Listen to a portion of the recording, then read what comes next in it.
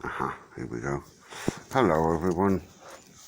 I haven't made one of these film for a long time. Oops. I sprayed the bonnet. Took a long time, and I put new thingies on it. And then I thought, well, I'll do a few other small repairs while we were on lockdown. So I brought it in, and it went a little bit wild because I brought it in to fix, let's get that out of the way, my leaky windscreen. And I noticed this was a bit worn.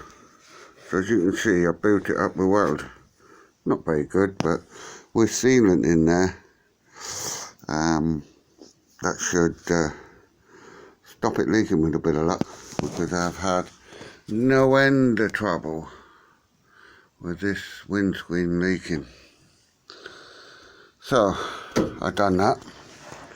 Then I found out, I took the back one out, so I thought I'd put a new rubber in it because it was leaking in the corners like they do. Right. On the outside it was rusting, you know, here. So I had to fill a few holes and fix it up a bit. Now down the back here, this was rotten. So I don't know if you can see, but I filled it with weld. I didn't put a patch on it. So all the way along that corner was rotten. I didn't know it was weeping here on this corner, but this corner's good. But it was a bit thing there, so you can see I put a bit of weld there. And you can see the inside ain't too bad. It's got a bit of rust here and there, but hopefully I can clean that off when I spray it, before I spray it. And then put some anti-rust stuff on. The boot lid I done a major rebuild on. As you can see, I've got little bits of filler all over the place, and it's had a bit of a rubbing, but there's still, as you can see there, still bits to go. That's my back end. My hitch I made to the specifications of the vehicle. The only different thing I did was this. And it's been on there about 7 years now, and it works. And that's all it holds on to, is that metal bar there. You can see it. Where the wires are, I can point it out. Now the case is getting in the way. That bar there, not the wires, the bar underneath the wires. It goes straight to the chassis there. There's one that side, under the wires. My spare wheel. The only thing is with that, it's a 145, but it's tight to get in there, and when you get that out, you're going to bleed. That's my fuel tank. It's in bad nick, so I'm quite happy about that. But I did have water coming in, whoops, no, around there. Now water is supposed to run down there and then run out of the bottom here, but that started to bubble, so I cleaned that off. It still needs more work, as you can see, and I put some filler on it and cleaned up that corner. Welded it first. The filler was just to make it look like it's got filler in it. This corner weren't too bad, as you can see, but up here, not good. Bit of rust there. That hasn't been touched yet. I've only put the filler on. But when you use filler, you only want to use racing amounts. That looks like a lot, but that's only about a millimetre or half a millimetre thick. It's a bit thicker there, but I'm going to rubble most of that off. So the job I'm doing today is a bit more. I think I've been working here. That blue is anti-rust. You see up there? I put anti-rust on that, straight over the filler. A bit of a hole there, I'll do that. And there, oh dear. More work than needed. It's only since I put it on the ramp so I can have a really good look under it.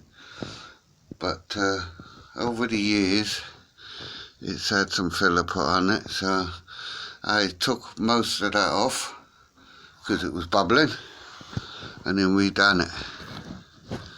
So that looks better. You can see I've used some very fine filler. The only trouble is with that stuff is getting the tube. Have I got it here? It comes in like a toothpaste tube, and you put it on. So you've got a place like that, and you're having trouble getting that nice and smooth.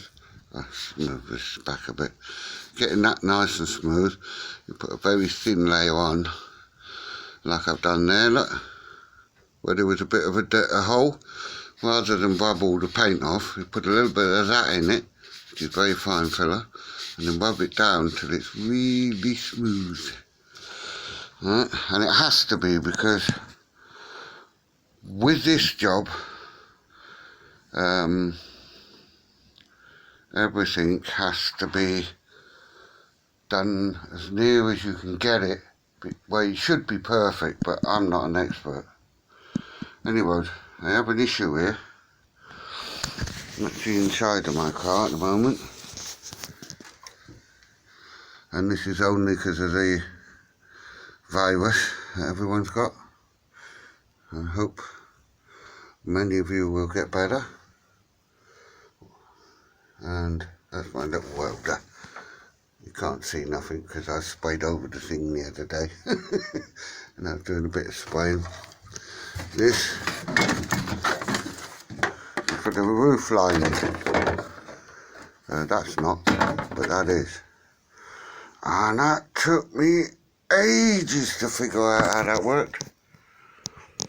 And there's two clips here. I've got to clean this off because it was busted and I put that on, but you can get that. That's like, no, I can't advertise. It's an expanding wood glue, that is, in fact. It's not what you think it is. It's expanding wood glue. And what happens, that bit clips underneath that edge. Now when I went to pull it off, it took me hours trying to figure out how this comes out. But, as you can see, brute force and ignorance broke it there and done a bit of damage there. So, this little single ply thing, and I've got some of this here, which isn't single ply. Right. That is going to make my door panels. Okay, that's what the door panels are made of. Right. So I'll cut the door panels out of that, then get the sewing machine out and sew that up. Make new covers. And that's my interior light. Looking at that bulb, which actually works, and you can see my repair here. Because about 10 years ago I wanted to get that part with the switch. You know, you see it just goes in there like that. And I couldn't get one of these at all.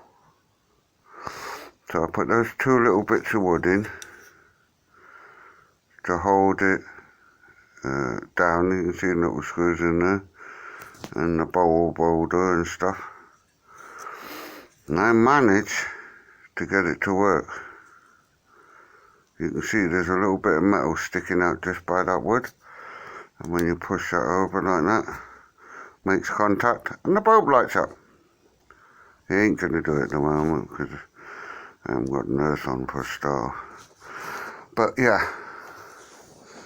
And this is to put my new cables in. Before I took them out, I put this through, because it actually goes down the middle of this and then screws under there. See the screws? and that's where you'll put your cable that holds your roof lining in. That I'm not looking forward to doing, because I looked on the internet and there's nothing on there to tell you how to put a roof lining in a Morris 1000 car. Well, this is a 4-door. There's not so many 4-doors about. You can see it's got metal in there, and this has been in there since new. It's over 60, about 63 years old, something like that. Got these bars in. You can see the cable there, look, see? The cable there. And one through here. See, it's broken through in a few places. And it actually fits up in the car. Oh dear, like so. And that's the roof lining, which was torn and busted and rotten. And I managed to get one, which I was really pleased about. Mind you, a little bit dearer than I wanted to spend, but I got one. But that's my floor, not in bad nick.